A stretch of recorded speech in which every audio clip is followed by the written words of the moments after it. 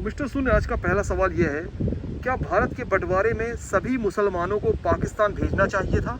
देखिए, मेरा मानना तो यह है कि यह बंटवारा ही नहीं होना चाहिए था, क्योंकि सनातन की विचारधारा जो है ना, वो सनातन की विचारधारा किसी भी धर्म, मजहब, जाति या किसी भी तरह के भेदभाव पर यकीन नहीं रखती है। आपने देखा होगा, पूरे विश्व में केवल एकमात्र ऐसा देश भारत ही है जिसने सभी धर्मों के लोगों को एक बराबर का स्थान है वो दिया है।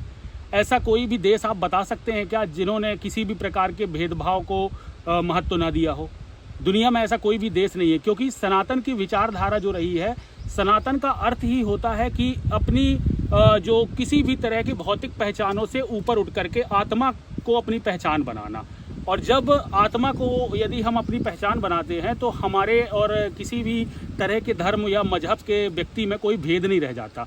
हाँ, सत्य और असत्य एक अलग तरीके के भेद होते हैं, जिसे राम और रावण का भेद कहा जाएगा, दुर्योधन और अर्जुन के बीच का भेद कहा जाएगा।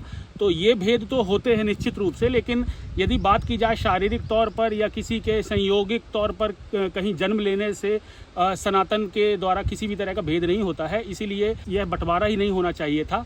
और यदि सनातन में बंटवारे के वक्त यहाँ से मुस्लिम चले गए होते, सभी मुस्लिम चले गए होते, तो हम पूरे विश्व को यह मैसेज कैसे दे पाते कि देखिए, आज भारत से अलग होने वाले पाकिस्तान और बांग्लादेश किस हालत में है और हमारे देश में रहने वाले मुस्लिम जो हैं वह किस स्थिति में रह रहे हैं। अगर तुलनात्मक अध्ययन किया जाए तो दोनों के स्थितियों में ज़मीन आसमान का अंतर आप पाएंगे। और यही चीज़ सनातन की खूबसूरती है कि सनातन के अंदर यदि किसी प्रकार का भेदभाव होता तो आज तक यह दिखाई दे रहा होता। निश्चित रूप से इस बात को नकारा नहीं जा सकता कि कुछ लोग हर धर्म और हर जाति और हर मजहब के अंदर ऐसे होते हैं जो व्यवस्थाओं को बिगाड़ने में लगे रहते हैं, जिनका प्रयास यही होता है कि जो सामाजिक प्रेम या सौहार्द बना हुआ है वह आपस में टूट जाए।